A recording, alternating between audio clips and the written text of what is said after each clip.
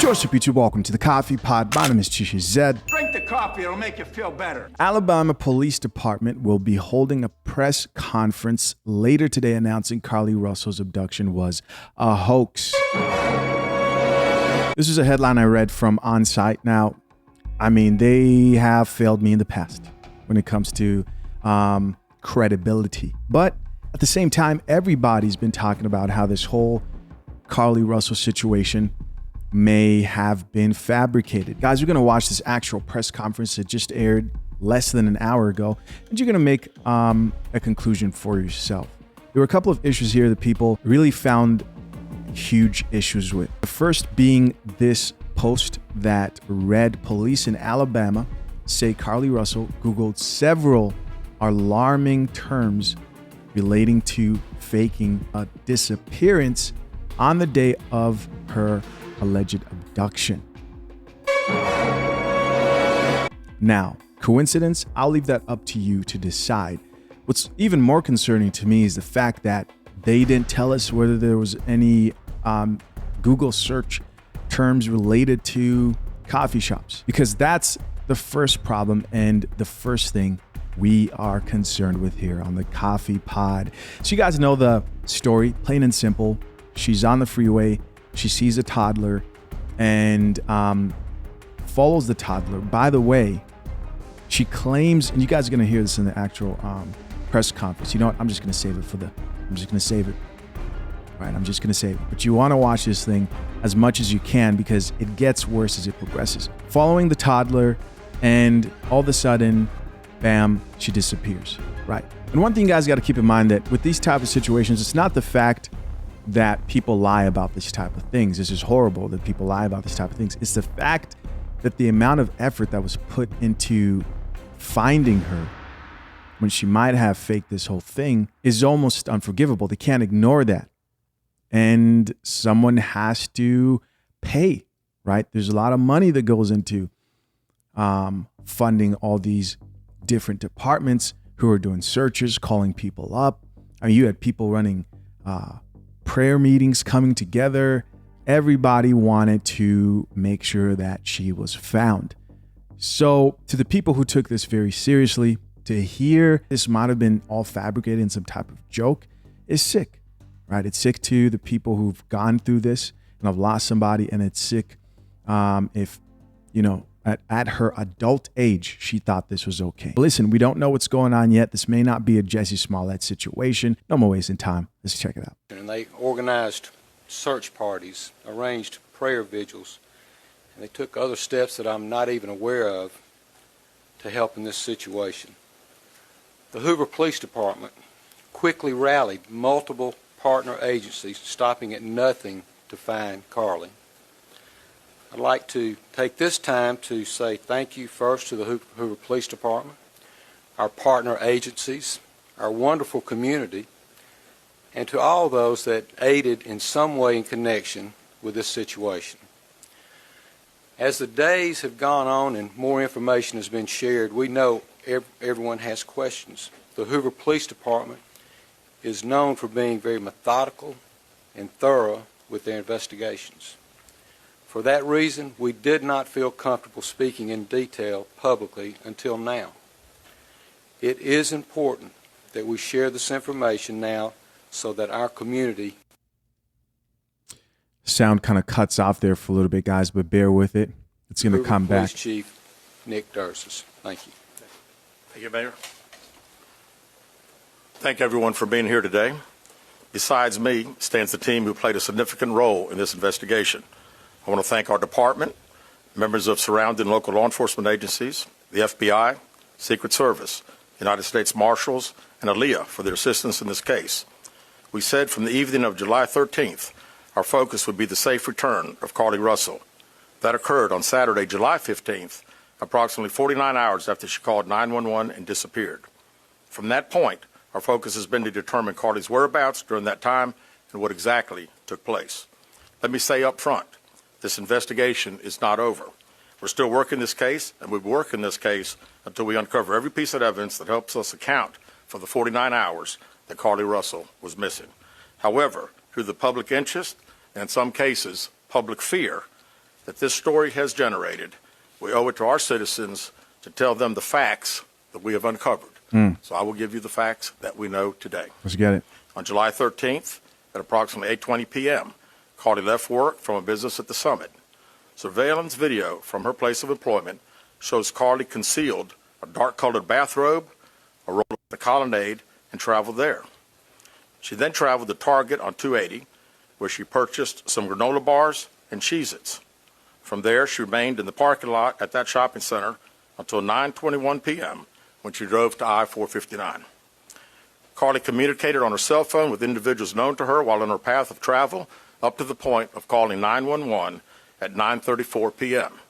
And at this time, we will play the 911 call in its entirety. Okay.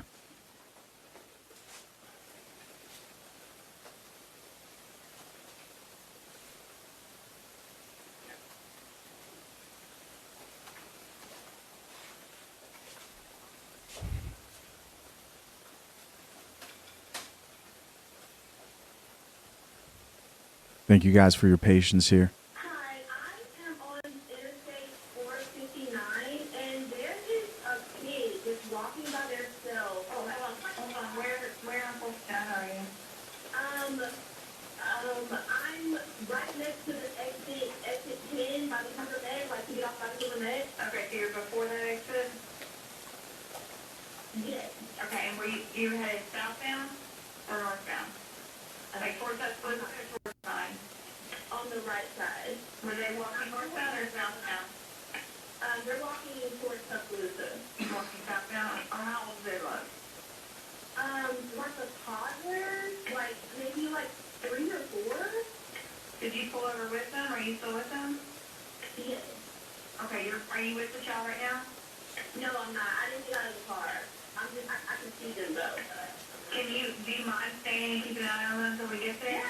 Yeah, sure, yeah. Okay, what kind of car are you in? I'm in a red Mercedes-Benz. Is it a sedan or SUV? SUV. I mean, it's a sedan. Sorry. Can you put your hazards on for me? Yeah, they're on. Okay. Did you talk to the child at all, or did you say anything to them? No. Okay. No. Do they look like they're injured? No, they don't. Are they white, black, Hispanic, or Asian? They're white. Okay. Is it male or female? I think it's a boy, a little boy. White male? Okay. So is he wearing clothes? Yes. Okay. What is he wearing? It's a white t-shirt, and it doesn't look like he has any pants on. It looks like a diaper. And you don't see any cars? Okay. All right. What's your name? My name is Carlee, RUSSEL. And you don't see any injuries on the child from where you're at, correct? No, but I can't really see them that good. Okay, try to keep an eye on them for the best you can, because I don't want you to lose track of them. Okay. All right, and do they have shoes on? No.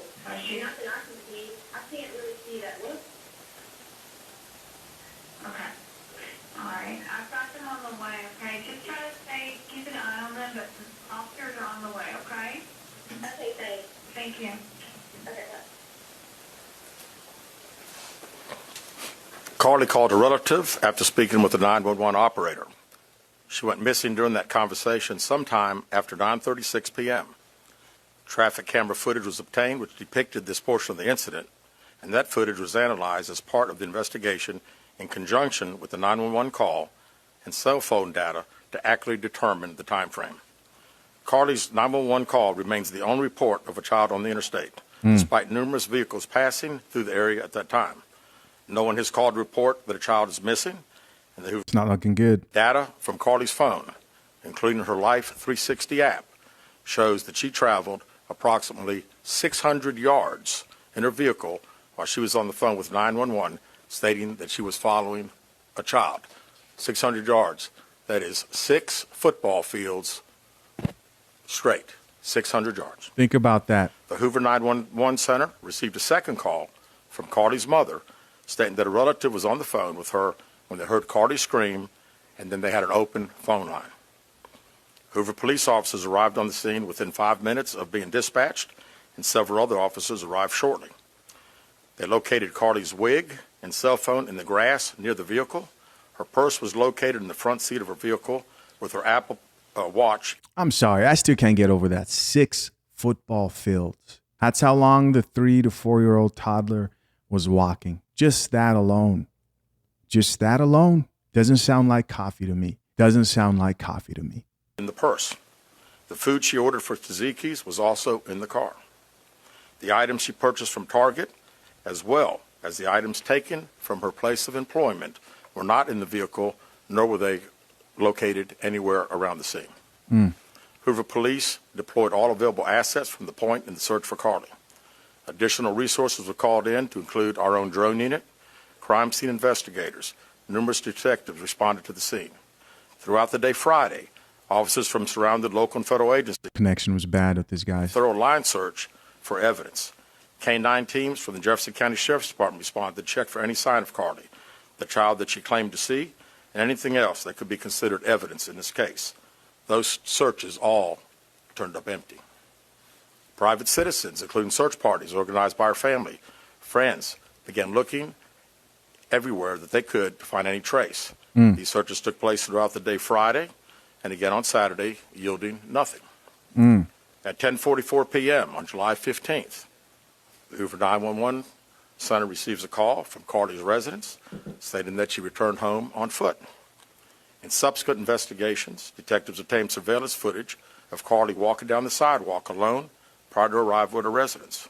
She was conscious and speaking with paramedics when she was transported to UAB. Detectives were able to obtain a brief statement from her prior to being treated and released. During the statement, she told detectives that while traveling down the interstate, she saw a baby walking down the side of the road and called 911. She stated when she got out of her vehicle to check on the child, a man came out of the trees and mumbled that he was checking on the baby. She claimed that the man then picked her up and she screamed. She stated he then made her go as being in the trailer of an 18-wheeler. She stated that the male was with a female. However, she never saw the female, only hearing her voice. She also told detectives she could hear a baby crying. She told detectives the male had orange hair with a big bald spot on the back. She said she was able to escape the 18-wheeler and fled on foot, only to be captured again and then was put in a car. She claimed she was then blindfolded but was not tied up because the captor said they did not want to leave impressions on her wrists. She said that they took her into a house and made her get undressed. She believes they took pictures of her, but she does not remember them having any physical or sexual contact. She stated the next day she woke up and was fed cheese crackers by the female. She said the woman also played with her hair, but could not remember anything else. At some point, she was put back in a vehicle she claims was able to escape while it was in the West Hoover area. She told detectives she ran through lots of woods until she came out near her residence. During this interview, detectives noted that Carlee had a small injury to her lip, and she claimed that her head was hurting. She also had a tear in her shirt. Detectives also noted that she had $107 cash in her right. Connection's horrible. In her family, detectives did not press for additional information in this interview and made plans to speak with her in detail after giving her time to rest. Detectives continue analyzing data from Carlee's cell phone that was left behind at the scene. We enlisted the help of the United States Secret Service in conducting this analysis. Part of what data includes several internet searches in the days leading up to their disappearance that I think are very relevant to this case. On July 11th at 7:30 a.m., the term, "Do you have to pay for an Amber Alert?" was searched. On July 13th at 1:03 a.m., the day of her disappearance, the term, "How to take money from a register without being caught," was searched. No way. How to take money from a register without being caught. So these are the terms that she was searching that people are linking to this being a fabricated story. On July 13th at 2:13 a.m., the day of her disappearance, the term Birmingham bus station was searched. On July 13th, 2:35 a.m., a search for a one-way bus ticket from Birmingham to Nashville was conducted with a departure date of July 13th. On July 13th at 12:10 p.m., a search for the movie Taken, a film about abduction.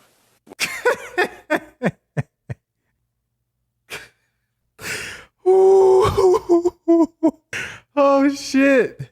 God damn it! You can't make this shit up. Oh, my gosh. I didn't watch this. I didn't watch this the whole way through, man. Oh, man. I can't believe this shit, bro. All right. She watched the movie Taken, just to show you guys why I laughed at that. Taken, also titled 96 Hours. And The Hostage is a 2008 English language action thriller film written by Luce Basin and Robert. Okay, so what's it about? That's not what I want. Damn, is it that hard? You guys can tell by the title of the movie. There are like 3 parts to it, I believe, so far. Great series, man. But basically, the movie stars Liam Neeson, and it's just a bunch of his family members. I believe most of them are his family members getting kidnapped, literally kidnapped and held hostage. And he has to go out and find them, you know, action thriller type movie. And she was looking that up. And so I'm trying to figure out how the guy presenting this information. I just realized something, bro. I could never do this type of job. Like the type of job where you have to keep a straight face is not for me. Is not for me. Wow. I mean, these guys are professionals. You have to take life very seriously to get up there, say what he said there without cracking up. These guys, you have to be an actor. You got to be an actor to get on camera. You got to be an actor to work in the government. I'm convinced, right? You got to know when to be serious and when to joke. And I don't think I qualify for this type of, I mean, he kept a straight face when he said that. Let's keep watching. Carlee's place of employment, including one regarding the maximum age of an Amber Alert. There were other searches on Carlee's phone that appeared to shed some light on her mindset, but out of respect for her privacy, we will not be releasing the content of those searches at this time. We've asked to interview Carlee a second time, but have not been granted that request. As you can see, there are many questions left to be answered, but only Carlee can provide those answers. What we can say is that we've been unable to verify most of Carlee's initial statement made to investigators, and we have no reason to believe that there is a threat to the public safety related to this particular case. Thank you very much. With that, we'll open the floor for some questions. Please raise your hand and I will call on you. Carol. Wow. Do you expect any charges against Carlee Russell in connection with the disappearance and in connection with what was taken from the Woodhouse spa? Right now, our focus is to determine those 49 hours, so the investigation continues. So to be perfectly honest with you, that hasn't even entered our mind or been discussed. One more question. Is it surprising to you that the family has not been cooperative in returning to be questioned? Well, I think the family has stated to us that they didn't think that in her mental state right now because of Question for Chief. You stated that the abductor had orange hair. Was this abductor black male? Was it female? Black female? White female? I believe it's a white male. Am I correct by saying that? Was it ever? Yeah, white male. Orange hair, 18-wheeler. Come on. Alleged abductor yet on loose in the Hoover area. Don't believe so. Yes, ma'am. Chief Brittany Deal, WBRC. Has a toxicology report been done, and were any drugs or illegal substances found in her system? We have no report of that. Is any indication of mental illness in this case? Not that I'm aware of. Lisa. There's been a concern in the community that if this turned out not to be a true story, that the next time a young woman of color was missing, that it might not be taken seriously. How would you respond to that? I'd respond to say that we investigate every crime to the fullest, just like we have this one. Was she traveling with anyone? Excuse me. Was she traveling with anyone since the time she disappeared, to your knowledge? And not to my knowledge. Chief, I know you said you weren't able to verify a lot of aspects of the story. Where do you think she went, and how would you characterize what happened to her? You know, that's the $100 question. You know, we pretty much know exactly. Why is it cutting off? Getting out of the car on the interstate from that footage, and after that, I think she only knows. We don't know. One quick follow-up. Her Carlee's parents, and why do you think it is they were so adamant that there was an abductor? Yeah, I think parents are believing what their daughter's saying, and we've had a very good rapport with the parents, met with them on several occasions. I've talked to them today a few times, and to make them understand that we're under pressure from our community, not only in our community of the state, but nationally when the story hit. And I just wanted them to understand that today we were going to have a press conference, and what we were going to detail today are facts. And everything that I've told you today is actual facts. It's not innuendos. It's not what I think. It's not what these detectives think. It is the factual information that we have.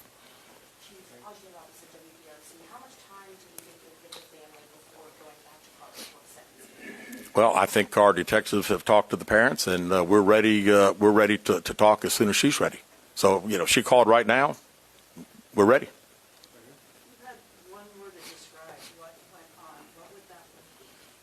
How about unknown? You know, we know the facts that we have. Everything else is unknown at this time. In the back. What have the past few days been like for you, your department? That Thursday, when she went missing, of course, the focus was to get Carlee home. That's what we want all. We wanted her safe and sound, and that's all happened. And then, of course, this has gotten to be not only a local, state story, but a national story. So, you know, it is. It's a lot of stress on everyone in the Hoover Police Department, and the mayor, to every citizen here. We want to know the truth. As you stand here, are you frustrated? I wouldn't say I'm frustrated. I mean, I'm very happy that Carlee's home. That was the main ingredient here, and then we'll figure it out. I promise you that. We'll end up figuring it out. Any idea about the number of manpower hours or the expense of the drones and all the rest of the search that might cost the city and state and federal government? Yeah, we haven't had time to consider that, but it's you know, again, these detectives that are here. This is just a small group of people that have been associated with this case. We have put every available resource that we have on this case because we wanted to make sure that we found out everything. We wanted to get her home, and we have. Chief, was there any prior indication of mental health problems? Not that I'm aware of. Could you just expand on the people from the state, federal resources brought in? What were they doing exactly as you all were searching for her? Would you just expand on that? Sure. A lot of the and as you well know, in a case like this, especially when it goes national, we got hundreds and hundreds and hundreds of calls. And when we get those calls, some of them may just be outlandish, but you've got to follow up on them because you never know that you may get that one tidbit. And I'd also say too that we had a great cooperation with the family. The family received hundreds and hundreds of tips, and every time they got a tip, they sent it to us. Would you say a crime has been committed? No, we have not determined that. No. Keith Menz, WAGG 610 Summit Media. Question for Chief. With all of the searches that you mentioned, Chief, that were on Carlee's phone, does that kind of give you an indication of her mind state during this ordeal, the 48 hours that she went missing? Well, you know, again, we want to talk in facts, and I do think it's highly unusual to the day that someone gets kidnapped, that 7 hours, 8 hours before that they're searching the internet, Googling the movie Taken about an abduction. I find that very strange, yes. Yo, these guys are great. Do you feel confident, your investigators feel confident? Thank God for you two, bro. Why Carlee Russell may have done this? No, we do not know. Absolutely not. Chief, can you explain for us, you mentioned that while it Which tells me that I've had kids, and I'm sure a lot of people here have, and it's very, very, again, she said it, and I'm not saying it couldn't happen because I've always been one of these guys, never say never, but 6 football fields. I like athletics, I like football. 6 football fields. To think that a toddler, barefoot, that could be 3 or 4 years old, is going to travel 6 football fields without getting in the roadway, without crying, without any just moving down. It's just very hard for me to understand. Chief, have you used any technology to enhance that video from 459, and did you see a man grab her? We did not see, from what we can tell, we don't see anybody on the interstate other than her car and then someone getting out of her driver's side. We have sent that off to the FBI for enhancement. It has not been returned. Do you think in this case that charges will be forthcoming towards Carlee Russell, and how serious of a crime is it to not only fabricate a 911 call, but to lie to law enforcement during an investigation? Well, again, that's not something that we've been discussed since we're going through the still investigation. But, people have to understand that when someone says something like this, we put every available resource.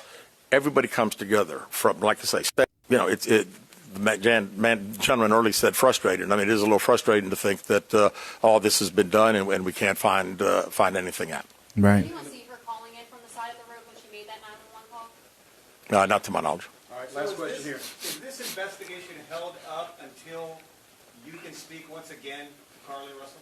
Well, there's a few things that we're still doing, but obviously we want to talk to Carlee as soon as we can and do an in-depth interview. And at that time, I think we'll have these investigators doing some other things. So That's all the questions we're going to answer today. We appreciate you guys coming, and we'll be following up with y'all.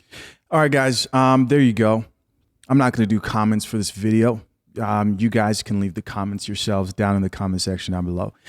I mean, as you guys can probably tell, I don't think this story is true, and there's just too much evidence showing that. There is a side of me that hopes it's true, and I don't hope that she's kidnapped. I mean, now that she's safe, I'm like, you know what? This is unfortunate for... Imagine the type of person who actually has a family member who's actually been kidnapped. They're sitting there thinking, damn, if we go announce this just happened, they might not even take us seriously, right? And that's unfortunate. There's a whole lot wrong here. And as always, I'm curious, what do you think? Leave your comments down below. I appreciate you for checking out yet another episode of The Coffee Pod. Till next time, I'm out. Peace.